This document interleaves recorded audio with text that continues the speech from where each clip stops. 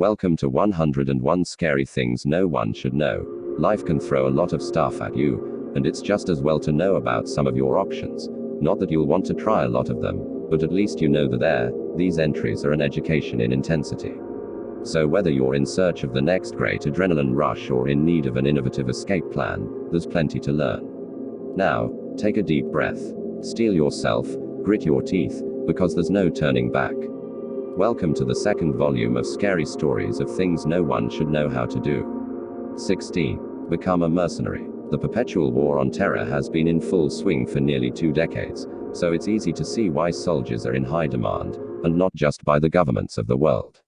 Private military contractors (PMCs) fill a real need for extra bodies to take part in various clandestine actions or to act as bodyguards or security professionals in dangerous parts of the world. But not everyone is qualified to be a soldier of fortune.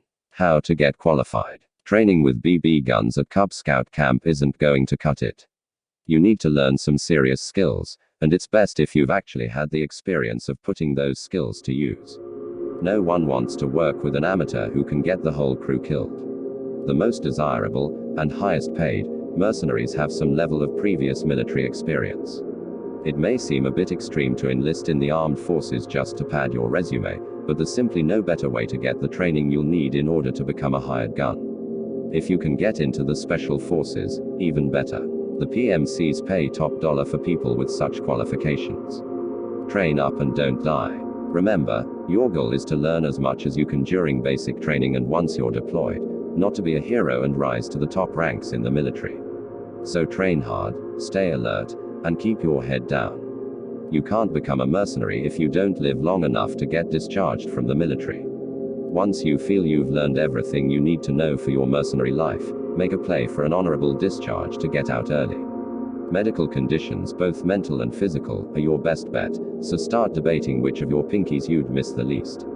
Network. If you're in the military, pay attention to what the soldiers around you do when they leave. After leaving the armed forces, transitioning to work as a PMC is a very common career path for former military personnel, so tell them to give you a call when they get set up so they can let you know if life as a PMC is really for you. Keep in touch with them after you leave the service and make it clear that you're ready, willing, and able to take on any and all opportunities that become available. You want to be in the front of their minds when there's an opening.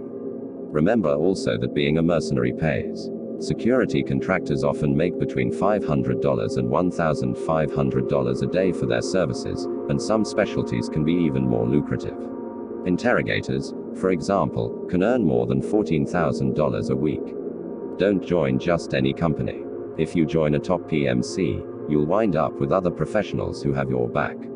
If you have few to no qualifications and find someone who will hire you, you'll find yourself with a bunch of yahoos just as unqualified as you. Do you want to have to depend on these people in a firefight?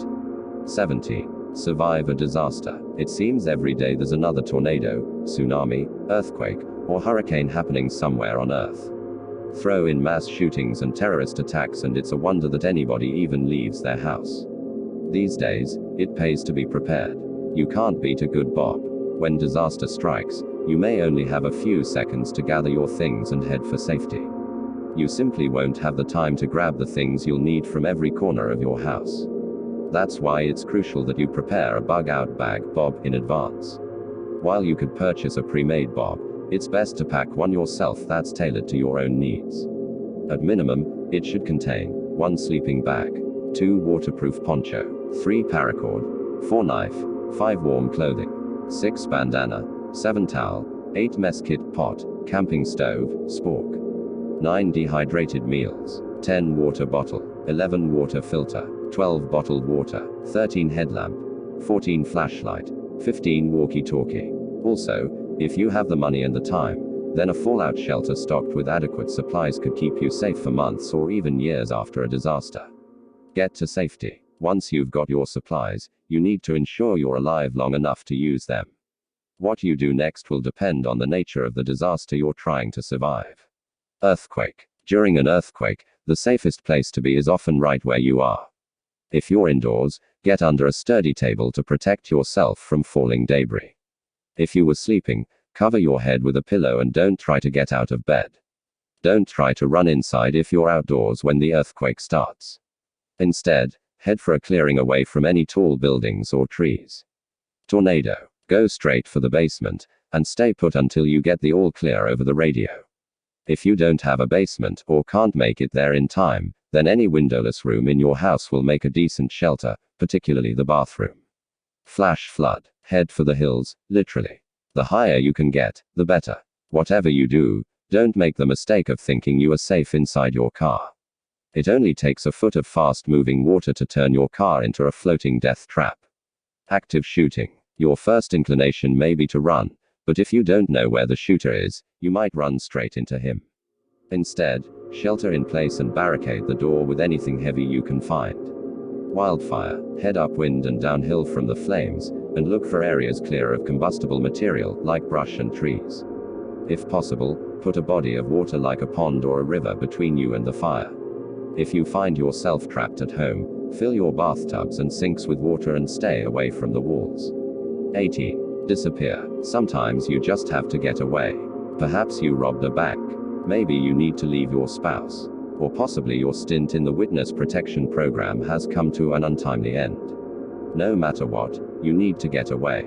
Fast. Escape to the wilderness. As nice as it would be to just hole away in your apartment and hope the world forgets about you, that's just not how these things work.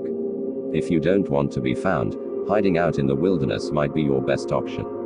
Start a through hike. If you're in relatively good shape and can fit all of your earthly belongings into a large bag, there are thousands of miles of trails in the United States to get lost on.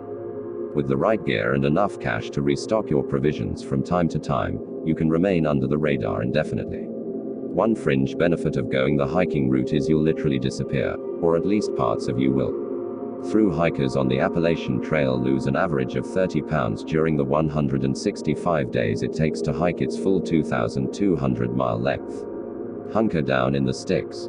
For those who enjoy small creature comforts, like walls, and have the skills and resources to maintain their own hut, you can't get more off the grid than living as a hermit. With enough planning and equipment, you can build your own living space, hunt and grow your own food, compost your own waste, and take care of all your own needs until the heat dies down. Create a new identity. If the wilderness isn't your thing, you can hide in plain sight by faking your own death and starting from scratch with a fresh new identity. Fake passports, birth certificates, social security cards, etc. don't come cheap though, so make sure to clear out your bank accounts first before you draft your suicide note. Just realize you will need to cut ties with everybody you ever loved and cared about. The good news is you'll also get to cut ties with everybody you ever hated and couldn't stand. Just keep running. If you're one of the unlucky few who couldn't shed their existing identity if their life depended on it, which it does, by the way, your only alternative is a life of constant movement.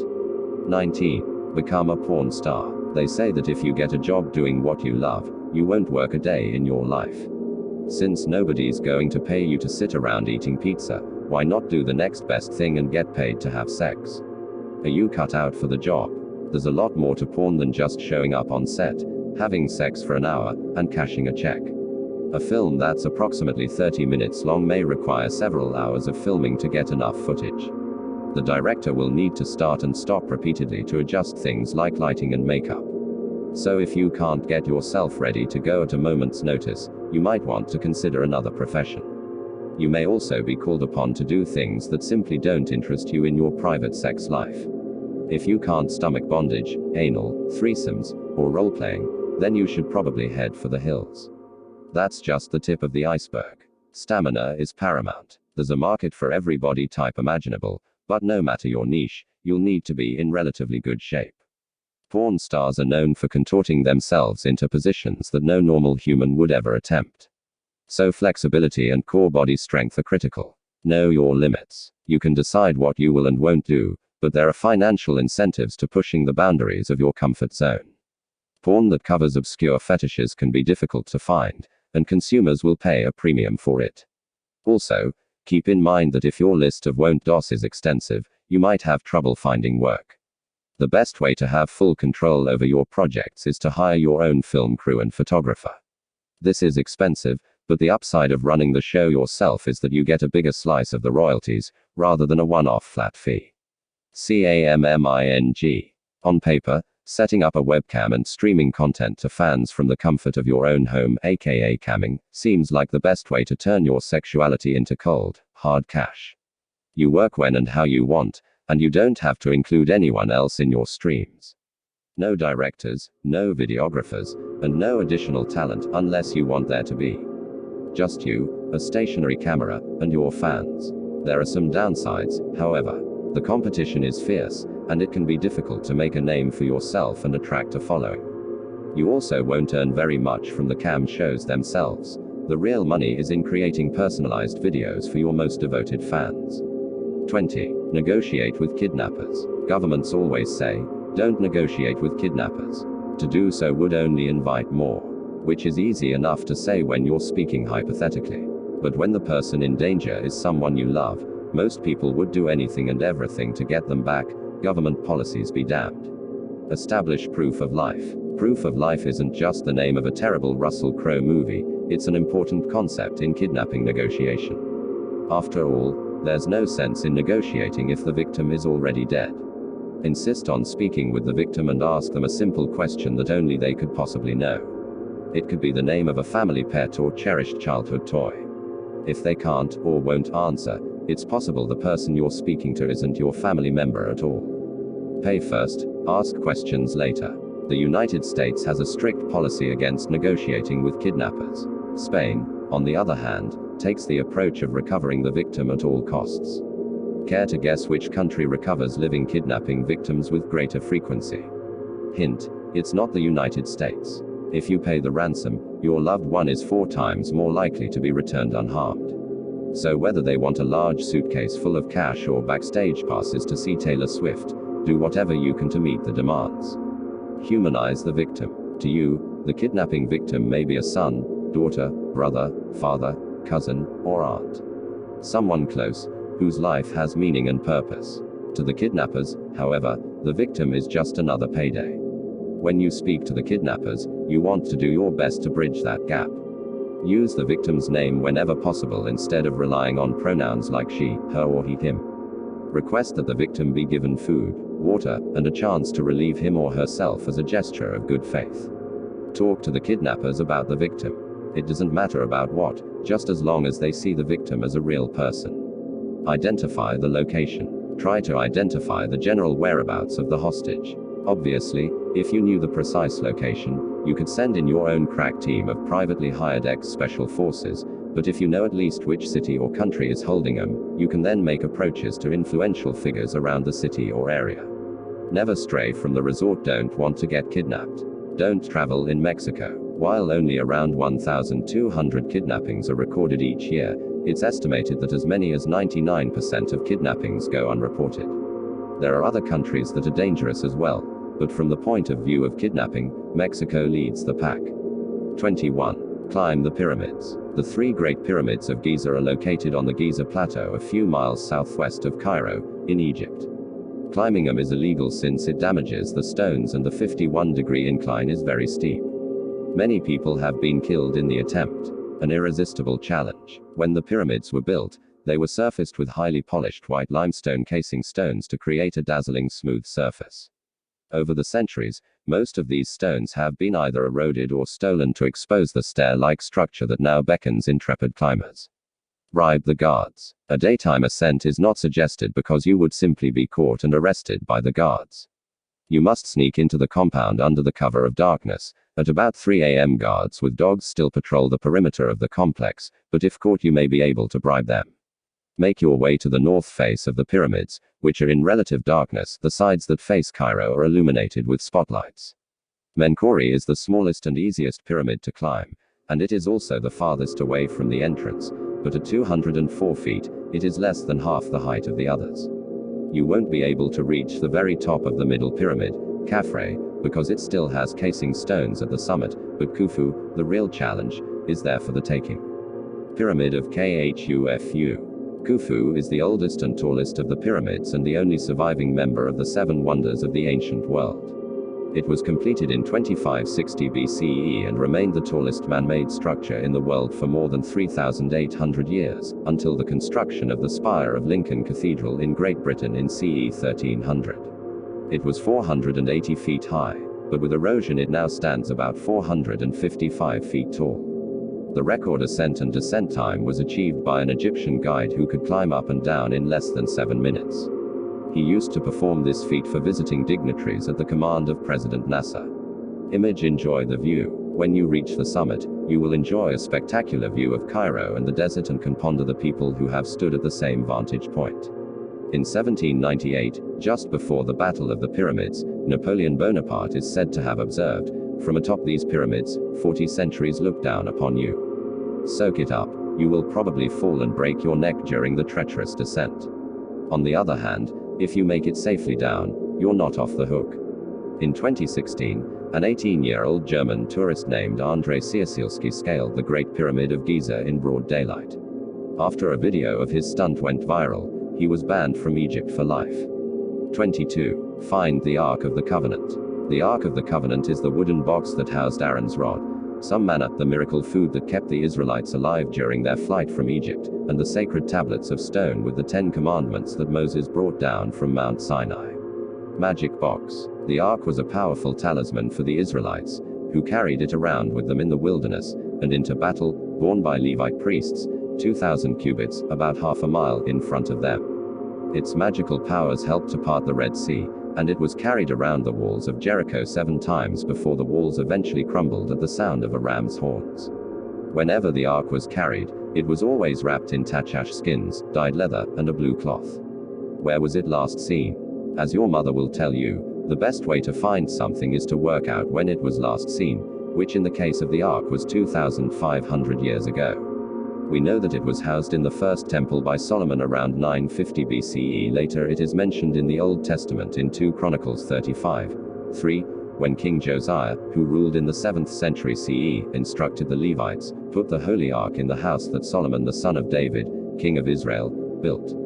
You need not carry it on your shoulders." Scholars don't know whether the Levites followed his instructions, although if they'd been carrying it around for 350 years, they must have been glad to rest. Possible hiding places. Nebuchadnezzar destroyed the temple in 586 BCE, so if the Ark was there, it could also have been destroyed or taken to Babylon, although it isn't mentioned in the book of Jeremiah with all the other spoils. Babylon is in present-day Iraq about 55 miles south of Baghdad. Jeremiah hid it on Mount Nebo shortly before the Babylonian attack, or possibly in one of the many caves in the area where the Dead Sea Scrolls were found. According to biblical scholar Leon Rittmeyer, there's a rectangular hollow carved out in the bedrock of the Muslim dome of the Rock Shrine in Jerusalem, with exactly the same dimensions as the Ark. He believes this is the site of the Second Temple. The hollow is empty, which indicates that the Ark could well be in Rittmeyer's garage.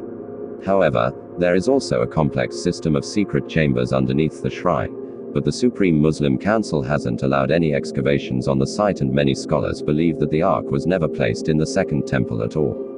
Another candidate is the Church of St. Mary of Zion in Aksum, Ethiopia. The Ethiopian Orthodox Church claims to have possessed the Ark of the Covenant since the early Middle Ages.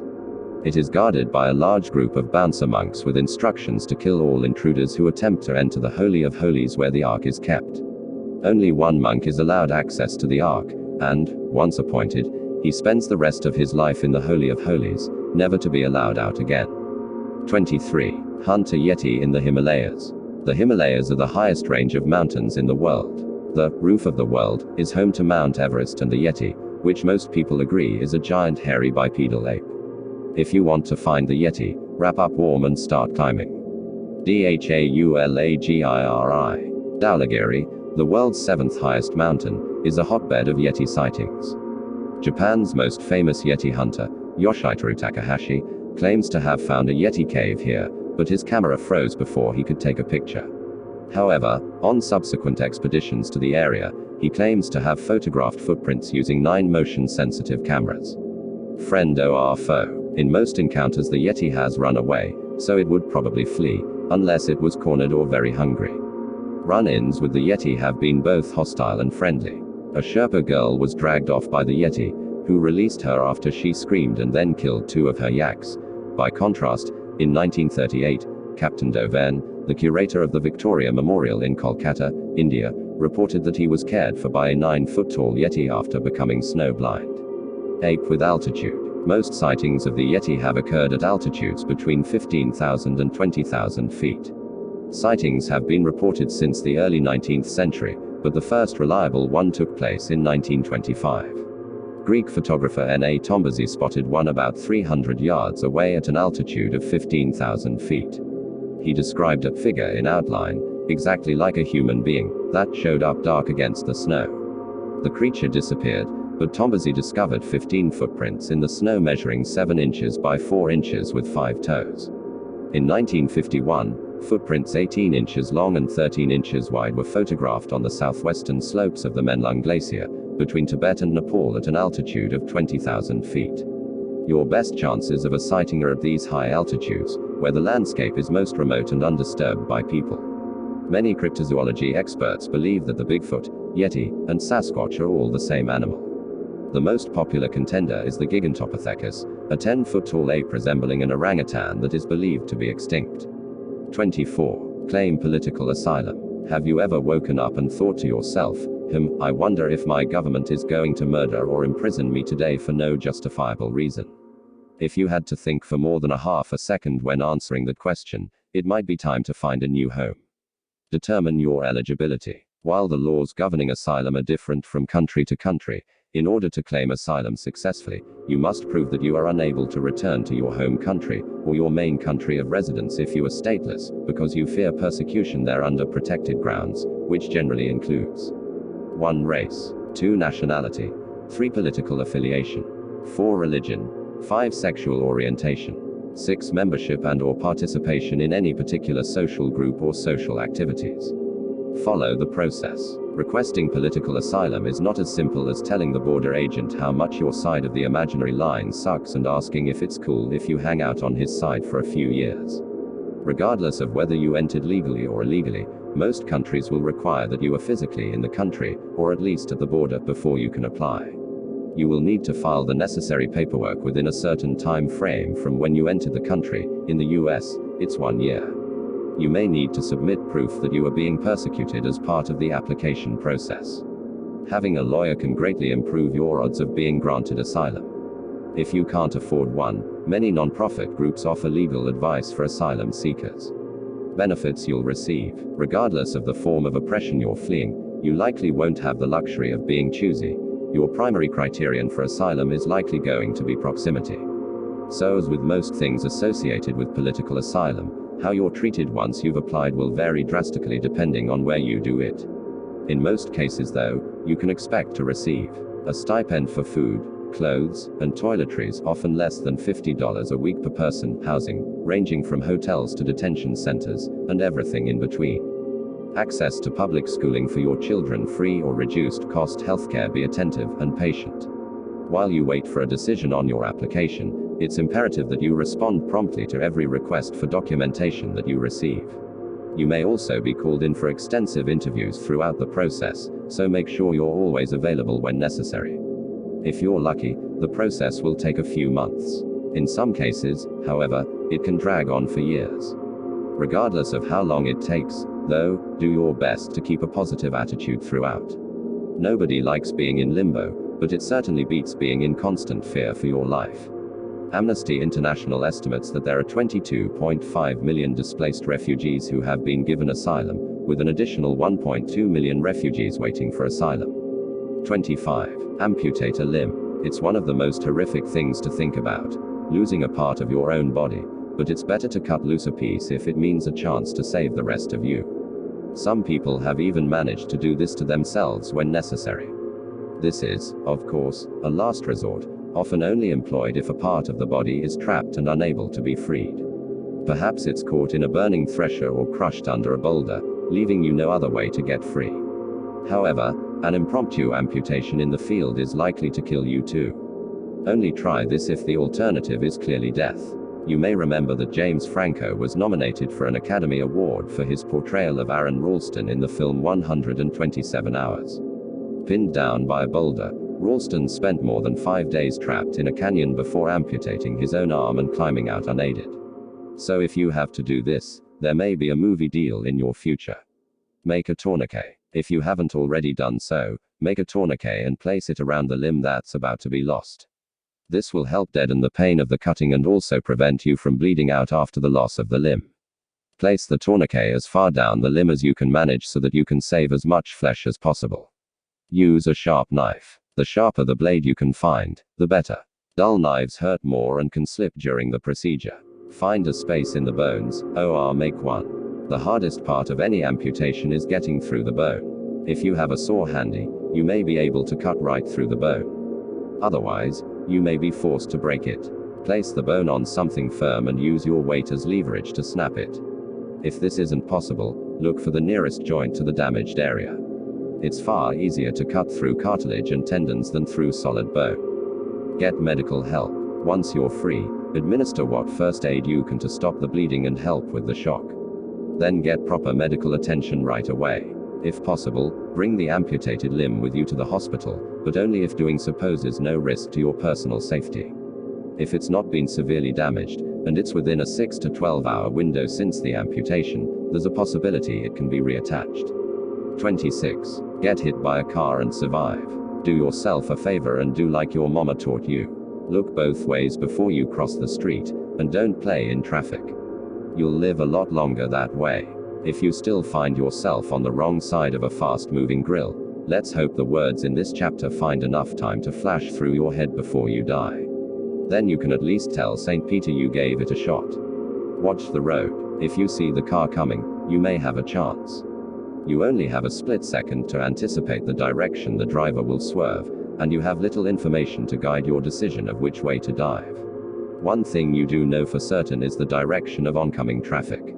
You'll want to dive in the opposite direction to avoid an out of the frying pan, into the fryer situation. Seek cover. If this is no accident, if someone's actually trying to hit you with his car, then dive behind something solid.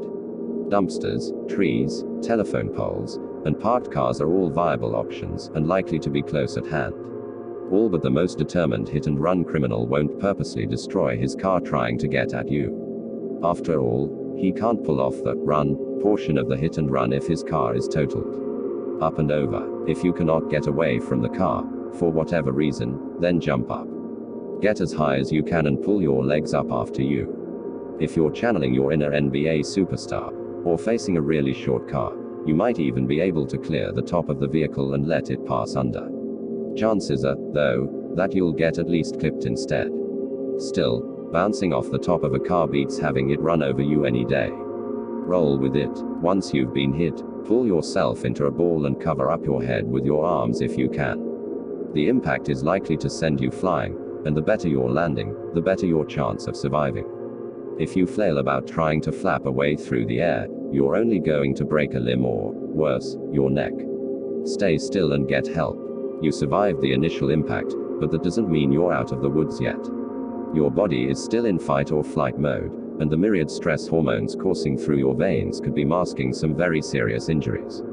If you're in immediate danger of being run over again, gingerly drag yourself out of the middle of the road.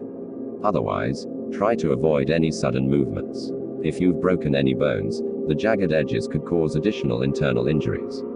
While you're resting, comfort yourself with the thought that you're working with pretty good odds. According to the National Highway Traffic Safety Administration, pedestrians have roughly a 93% survival rate when struck by automobiles. 27. Avoid bounty hunters. If you have a bounty hunter on your tail, it usually means you're a fugitive from the law, and there's a substantial price on your head. While it's hard enough having the law after you, bounty hunters are often more willing to bend the rules to capture you. After all, they're not worried about getting a conviction. They just want to bring you in. Here are 10 tips to keep them off your tail. Leave your clothes behind and buy a new set that looks nothing like what you usually wear. Just don't go overboard. Your ultimate goal is to blend in and avoid detection. A fur coat and diamond-encrusted cane may be a radical new look for you, but it's probably not the best outfit for flying under the radar. Do whatever you can to change your facial appearance. If you have facial hair, shave it. If you don't, grow it. Never caught dead without makeup. Get over yourself and embrace a natural look. Dye your hair a different color, style it differently, or even shave it off altogether. Stay away from radical colors like pink, green, or anything that isn't some variation of black, red, brown, or blonde. Ditch your glasses in favor of contacts. If you can already see fine, rock some clear, non-prescription lenses. Lose some weight or put some on. You'd be surprised how much 30 pounds in either direction can alter your appearance. Credit and debit cards leave a trail that's easy to follow. Clean out your bank accounts, max out the cash advances on your credit cards, and skip town. Your credit score will take a hit, but you've got bigger fish to fry. Toss out your smartphone, smartwatch, and anything else that has GPS functionality that might betray your whereabouts. If you must have a phone, pick up a pay-as-you-go non-connected burner and swap it out for a new one after each use. Completely abandon any and all social media platforms. If the subject matter in the photos you share doesn't give you away, the metadata contained in the image file certainly will. If you're well known in a particular field, consider a change in vocation. If somebody recognizes you at a conference, your cover is toast. Avoid public events or any situation where there is going to be a lot of cameras present. The last thing you need is to wind up the next hot meme. While bounty hunting is legal in most US states, it's a felony in many other countries like Mexico. So your best bet for avoiding bounty hunters may be to simply head south of the border. 28. Beat a lie detector test. The best way to beat the test is to refuse to take one. If your polygraph is for a criminal investigation, your refusal is generally inadmissible in court. However, some employers will still insist on a polygraph test as part of the hiring process. For example, the US government still requires them for some positions. In this case, your best weapon is the knowledge that these tests are fallible and can be beaten. An inexact science. The term lie detector is a bit of a misnomer. We simply don't have the technology to confirm whether a subject is lying. Instead, the test measures the subject's level of excitement, and it's up to the examiner to correlate that excitement with falsehoods. The American Polygraph Association claims a 90% accuracy rating for polygraph tests, but critics insist that number is far lower at around 60%. Marginally better than flipping a coin. How the test works. The examiner will ask you 3 types of questions: irrelevant, relevant, and control.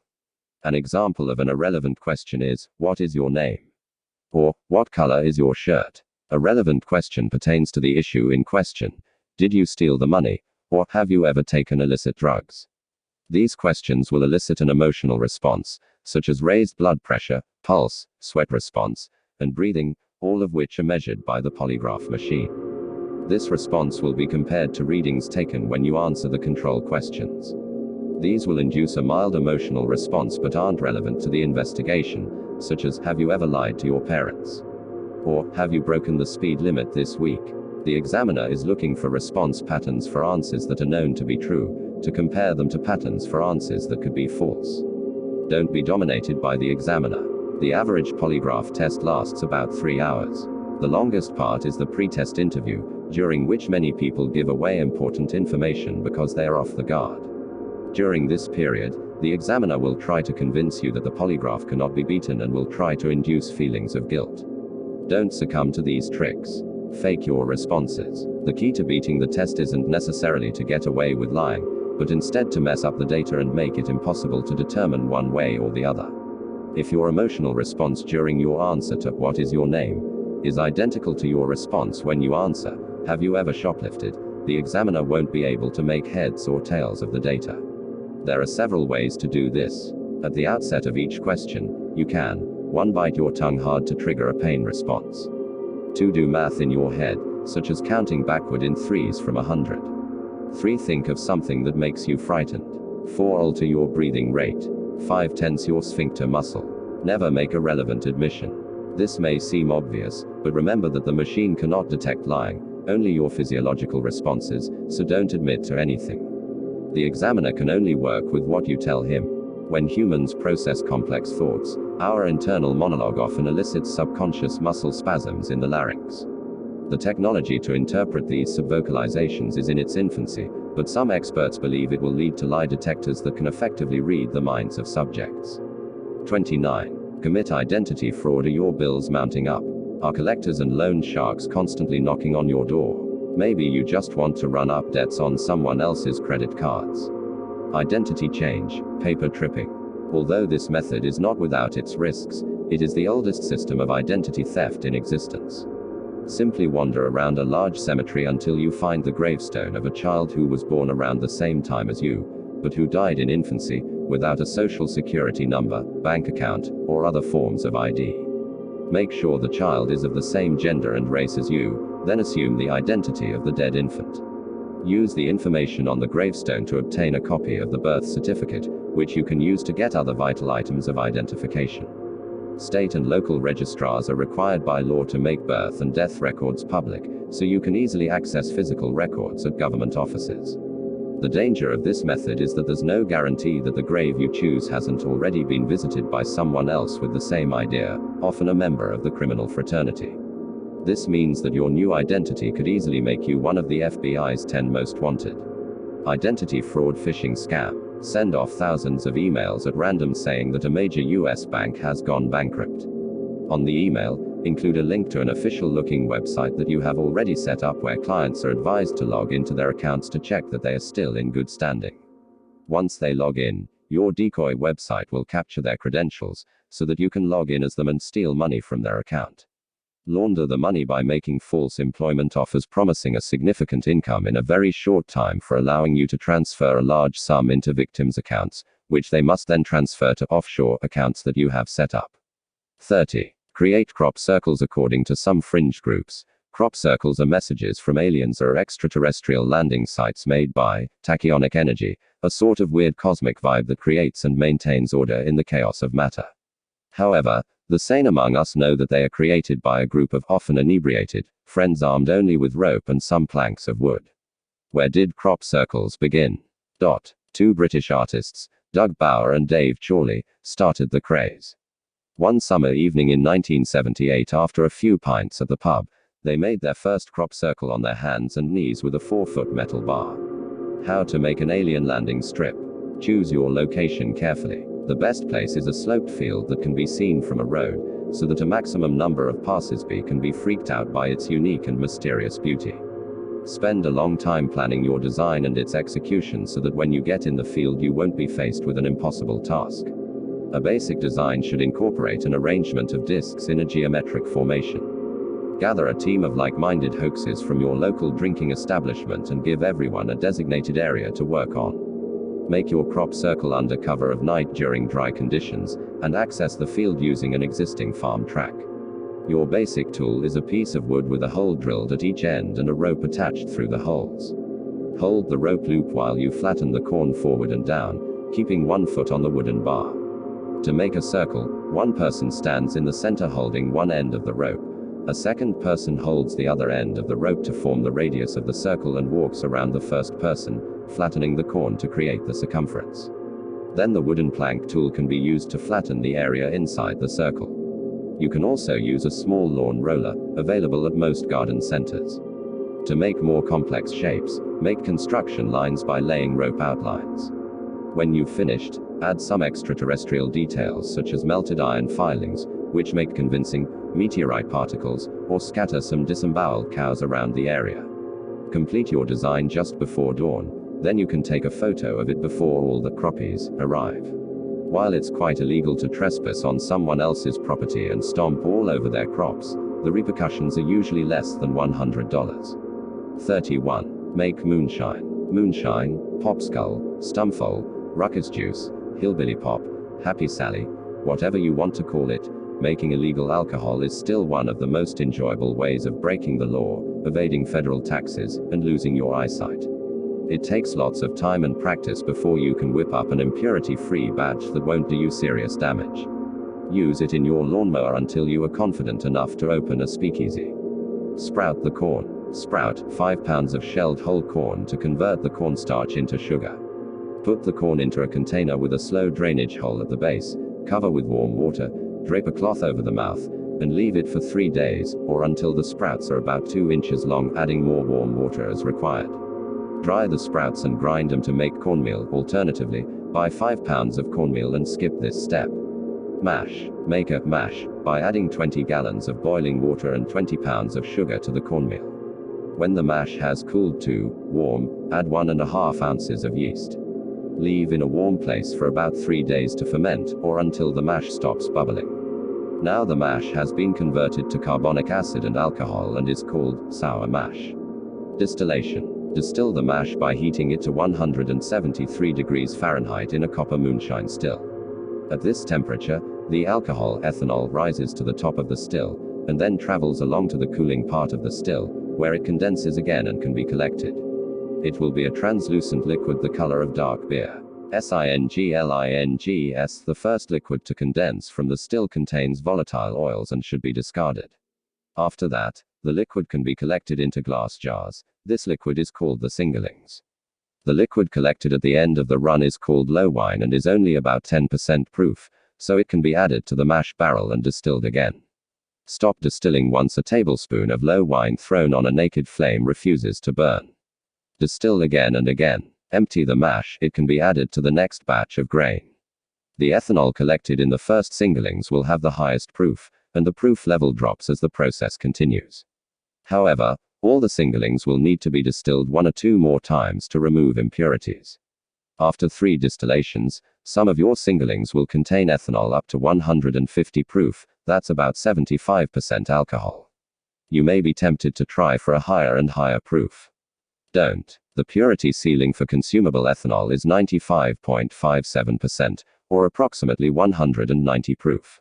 It's possible to achieve a 200 proof solution by introducing benzene, but the resulting liquid is carcinogenic and unsafe for human consumption.